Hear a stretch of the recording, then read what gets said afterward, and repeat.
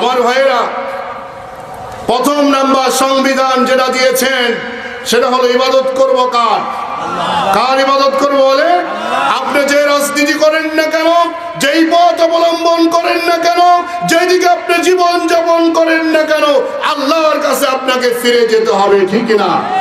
আমার ভাইয়েরা, আমি আপনি যখন পৃথিবীতে আসছিলাম, আমি আপনি পৃথিবীতে আসছি, ওই সময় আমার কানের মধ্যে আওয়াজ দিয়েছিল কার? আওয়াজ দিয়ে বলে ওই আল্লাহ আছে না নাই?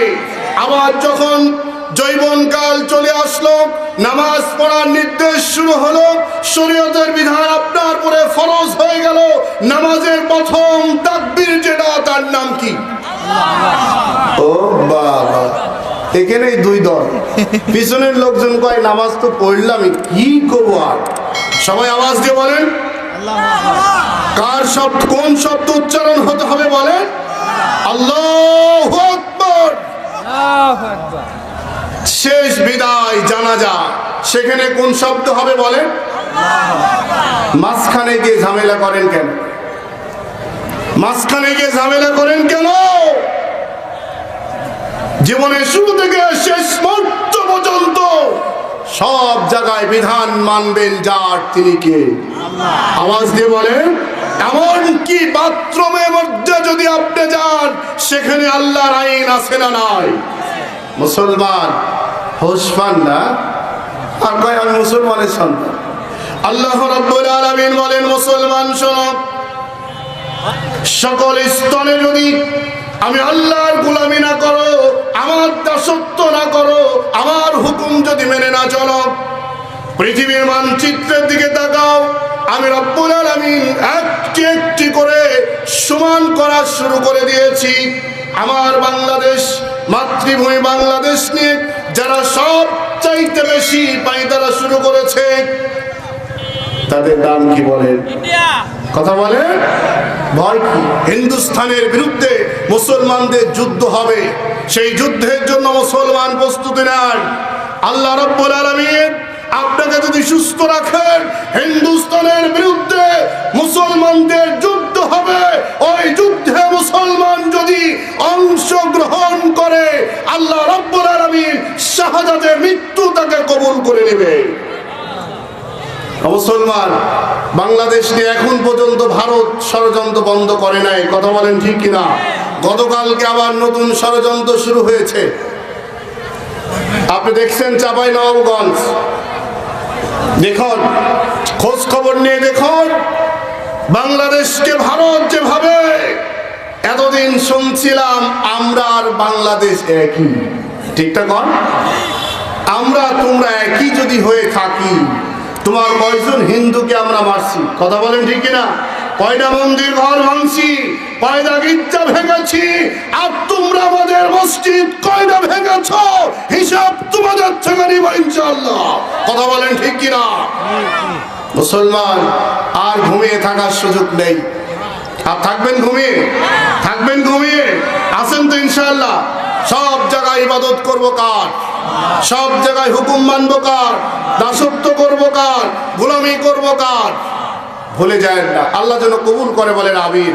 আমার ভাইয়েরা, আল্লাহ রাব্বুল আলামিন মেরাজে নিয়ে তাহলে বিশ্ব নবীকে যেই সংবিধান দিলেন, প্রথম নাম্বার হলো আমার ইবাদত করো। আমার বাংলাদেশ মুসলমানদের দেশ, এই মুসলমান পার্লামেন্টে দাঁড়িয়ে যখন কথা বলে, তখন বিসমিল্লাহ পর্যন্ত বলতে চাই না, কথা বলেন ঠিক কিনা? পার্লামেন্টে দাঁড়িয়ে কোন যদি একজন মারা যায়, সব বাচ্চা যদি শুরু হয়, বলে সবাই দাঁড়িয়ে যাও, সবাই দাঁড়িয়ে গেল, 1 মিনিট নীরবতা পালন করো, কথা বলে কিনা বলেন? 1 মিনিট নীরবতা পালন করো।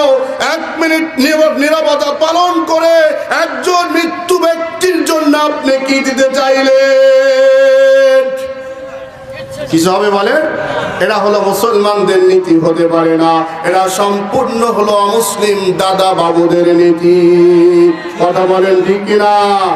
আমার ভাইয়েরা, 2 নম্বর হলো আল্লাহ রাব্বুল আলামিন সকল জায়গায় যখন ইবাদত করতে বলল, আপনি মসজিদে গিয়ে দাঁড়িয়ে গেলেন নামাজের জন্য।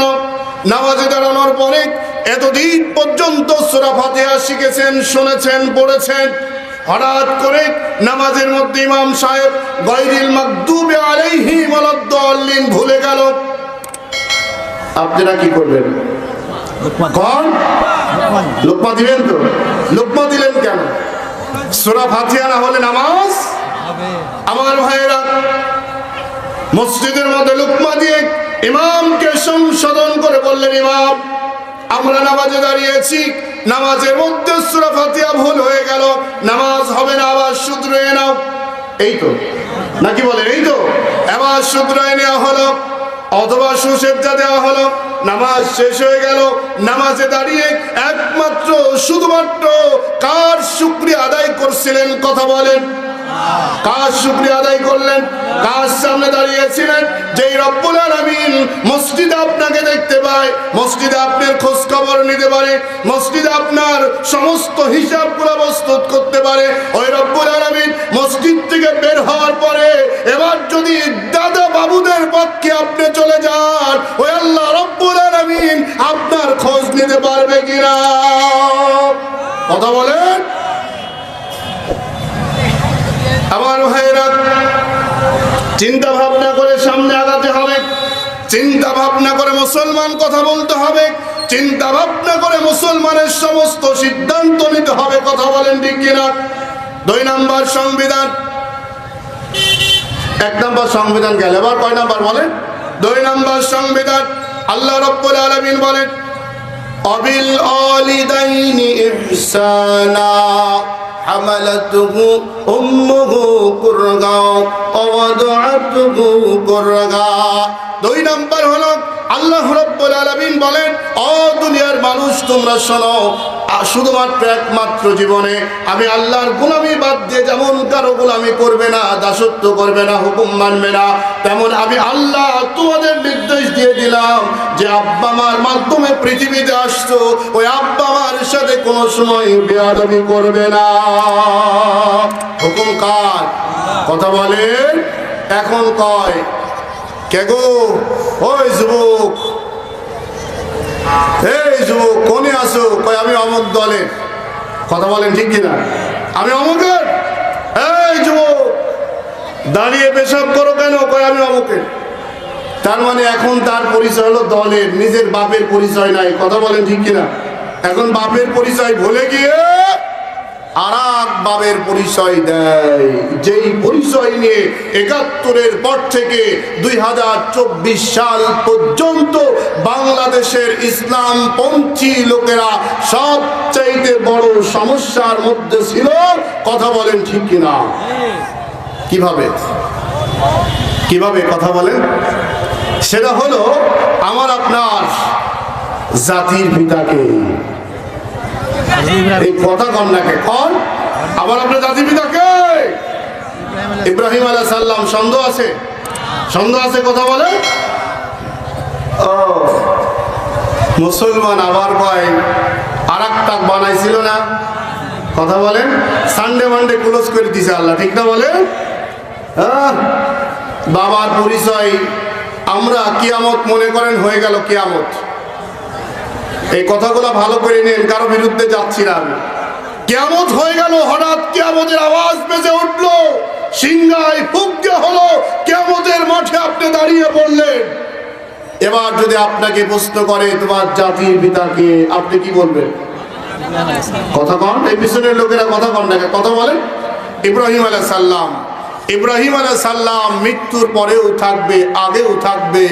আর যেই জেনেতন জাতির পিতা বানিয়ে ৭১-এর পর থেকে এই পর্যন্ত ২৪ সাল পর্যন্ত বাংলার জমিনকে যারা নিয়ে সিনেমিনি করেছিল, নানান নাটক সৃষ্টি করেছিল, ২০২৪ সাল আসার আগে ভারতে গিয়ে যারা পালিয়ে আজকে সমস্ত পরিচয়কে ছিন্ন বিচ্ছিন্ন করে দিয়েছে। কথা বলেন ঠিক কিনা? কোথায় কোথায় আইনাল মাফার, আইনাল মাফার, কোথায় আজকে সেই গর্ত? কথা বলেন ঠিক কিনা?